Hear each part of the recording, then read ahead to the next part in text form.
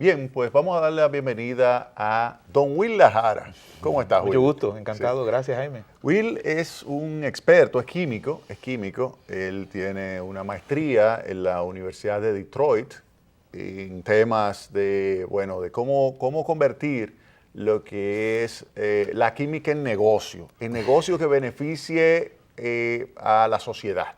Y en ese sentido, pues él ha estado trabajando acá en la República Dominicana y tiene una oferta que es verdaderamente impresionante, lo que se puede hacer con el conocimiento aplicado a los recursos naturales de República Dominicana pudiera ser algo, pues, con un beneficio infinito. Y en ese sentido yo quiero, pues, aprovechar esta noche, Will, para que hablemos un poquito de todo esto. Pero comenzamos con lo que es tu formación, químico. Sí, correcto. Licenciado en Química de la UAS, de la Universidad Autónoma. Eso viene ya de herencia. O sea, hay cierta herencia, sí. Mi abuelo era farmacéutico, mi padre profesor de química de muchos años. Y químico farmacéutico. Químico farmacéutico. Él fue el que vivió la transición del doctorado en farmacias y ciencias químicas a la escuela de farmacia y la escuela de química. Sí, sí. O sea, mis padres son también doctores en farmacia y ciencias químicas. O sea, en ese entonces todavía, ellos graduaron en 1958 y ambos con honores. Y entonces luego ya se hace esa visión. O sea, que cuando tú entras a estudiar, ya ahí es pura química. Ya existía la escuela de química como tal y la escuela de farmacia como tal en la Facultad de Ciencias de la universidad. ¿Por qué sería interesante estudiar química? Vamos a comenzar por ahí primero. A mí me dio la impresión siempre, no es muy compartida la idea de que el químico es un profesional versátil. Es decir, el químico tiene posibilidad de involucrarse en muchos tipos de industrias diferentes. Es decir, el químico, como lidia con procesos o con procesos de transformación de la materia, la industria de los detergentes utilizan químicos, la industria de pinturas utiliza químicos, la industria textil utiliza químicos.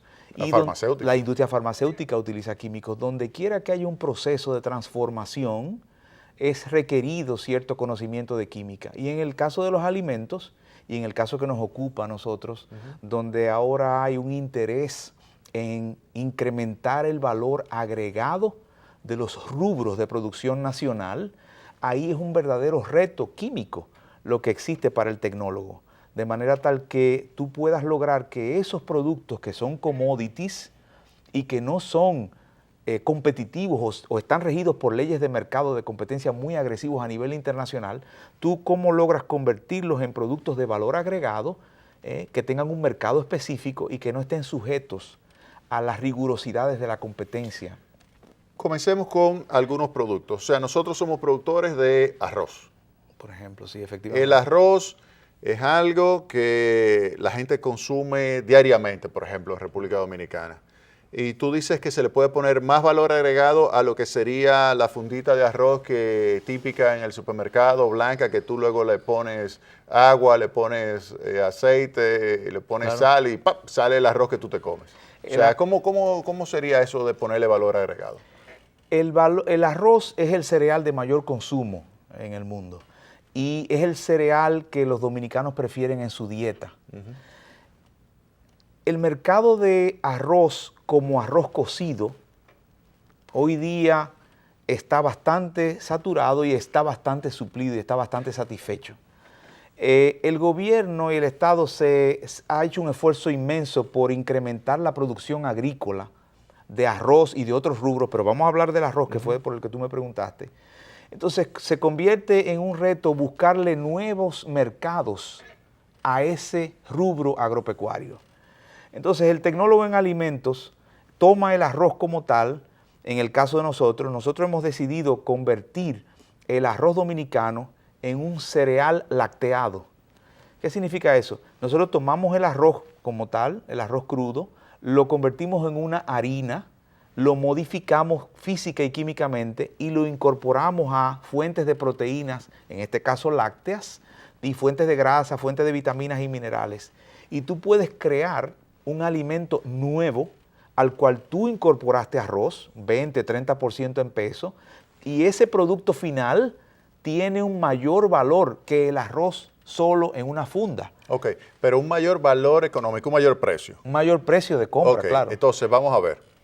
yo soy un consumidor y tengo entre la opción de comprarme una funda de arroz más barato que esa crema lacteada. Que ese cereal lacteado. Ese cereal lacteado. Entonces, ¿por qué yo compraría el cereal lacteado si es a un mayor precio?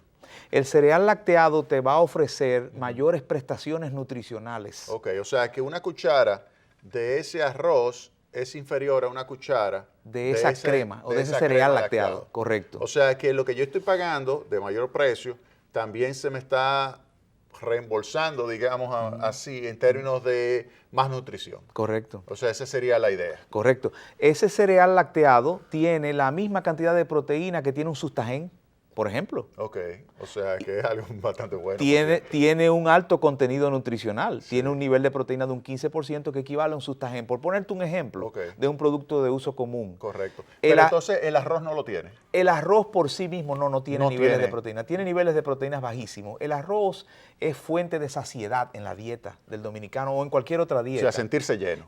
Ayuda a rellenar la carne, las habichuelas y los demás, que son las fuentes de proteína. Por lo tanto, tú puedes beberte un vaso de leche y tú incorporas una cantidad de proteína determinada cuando tú lo consumes, pero es probable que sientas saciedad al final de consumir el vaso de leche, porque es exclusivamente proteína y líquido o agua. Hace falta algo que te ayude para completar una ración y para que pueda calificar como una ración nutricional. Necesita que haya saciedad. Entonces, vamos a volver al arroz. Estamos en el arroz, República Dominicana, productor de arroz. Entonces, tú dices que tú tomas ese arroz y lo conviertes en algo, una crema, un cereal lacteado. Por ejemplo. Pero, ¿qué adicional tú tendrías que añadirle a ese arroz para convertir esto y entonces subir el valor agregado? El valor agregado sería la diferencia entre el precio al consumidor y el valor de los insumos que tú tienes acá. Correcto. Ese sería tu valor agregado. Ese es el valor agregado. Tú descubres que con la incorporación de ingredientes a ese arroz, me refiero a proteínas lácteas, me refiero a fuentes de grasa insaturada, me refiero a vitaminas y minerales, tú puedes conseguir una ración nutricional con un costo muy alto o más alto que el que puede tener el arroz, la leche, el azúcar solo por sí mismo. Es decir, nosotros hemos diseñado, en el caso del cereal lacteado específico, un producto que se asemeje en el sabor al arroz con leche. Pero te iba a decir eso, pero eso no es el arroz con leche típico. El arroz con leche típico podría decirse que es un primo hermano del cereal lacteado. En el sentido de que cuando el dominicano coge arroz y lo cocina y le agrega leche en polvo, azúcar y lo consume, tiene arroz lacteado. En el caso de nosotros, lo que nosotros hacemos es diseñar una ración más compacta, que tenga más proteína, que tenga más nutrición en menor espacio, de manera tal que no cueste mucho trasladarlo a donde están las escuelas o trasladarlo a donde se vaya a consumir, y tenga niveles de nutrición que sean los que cumplan con las necesidades de ingesta diaria de un infante o de un adolescente. O sea que tú lo que estás diciendo, y además se debe, digamos, reconstituir muchísimo más fácil que lo que tú tomas de tiempo para hacer un arroz con leche, por ejemplo. Si la harina del arroz, en el caso de la tecnología nuestra, si la harina del arroz está modificada, como nosotros hacemos, nosotros ayudamos a que se hidrate más rápido, premodificándola. De manera tal que en 15 o 20 minutos de agua caliente o agua tibia ya ese alimento está reconstituido, está hidratado y se puede consumir.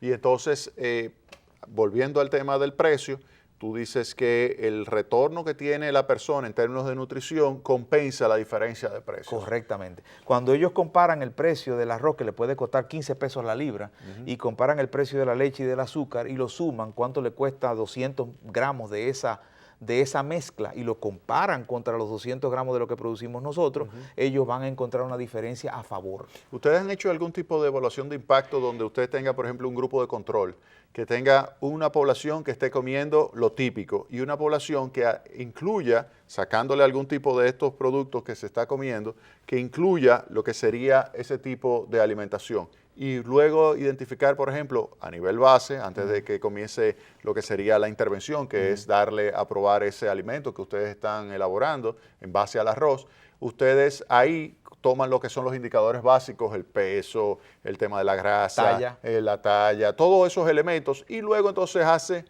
cuando pasen 3 meses, 6 meses, haces una segunda evaluación con esos mismos niños, grupo de control, grupo de intervención, un grupo que no está recibiendo ese tipo de producto y otro grupo que sí. Entonces, para determinar lo que sería el impacto nutricional. Ese es el protocolo, ese es el mecanismo formal Sí. que existe para determinar el impacto nutricional de un alimento. Nosotros hemos hecho ensayos, este producto fue diseñado para alimentación escolar. Este producto fue diseñado para incluirse dentro, como una opción dentro del menú de la jornada extendida, porque estamos buscando enriquecer el impacto nutricional de la jornada extendida utilizando rubros agrícolas dominicanos. Hay que entender que ese es el propósito fundamental que nosotros seguimos, ¿no? O sea que la idea es poder suplir al Estado, que sería utilizar el mecanismo de compras públicas para al mismo tiempo aumentar el impacto que tiene esas compras públicas sobre el bienestar del productor local. Correcto. O Lo sea, ideal es que cumpla los dos requisitos. Es ideal que podamos diseñar alimentos Claro. que se sirvan en la jornada extendida, donde se beneficie al productor agropecuario y donde impacte positivamente la nutrición del infante que está recibiendo el alimento. Porque la idea es que aumente también el nivel de empleo, o sea, porque tú no haces nada dando algún tipo de producto comprado con dinero del contribuyente y que sea importado. Yo puedo testificar del celo inmenso que existe en cuanto a que los alimentos que se consumen en la jornada extendida y en la alimentación escolar sean exclusivamente de origen dominicano. Por parte del gobierno. Por parte del Estado dominicano. El Estado dominicano, desde el presidente de la República, pasando por el director de Bienestar Estudiantil Y Yocasta Guzmán, Compras Públicas, tienen un celo inmenso y delicadísimo en cuanto a que esa alimentación provenga de suelo dominicano o de productores dominicanos. Vamos a hacer una pausa y retornamos en breve con Will Lajara.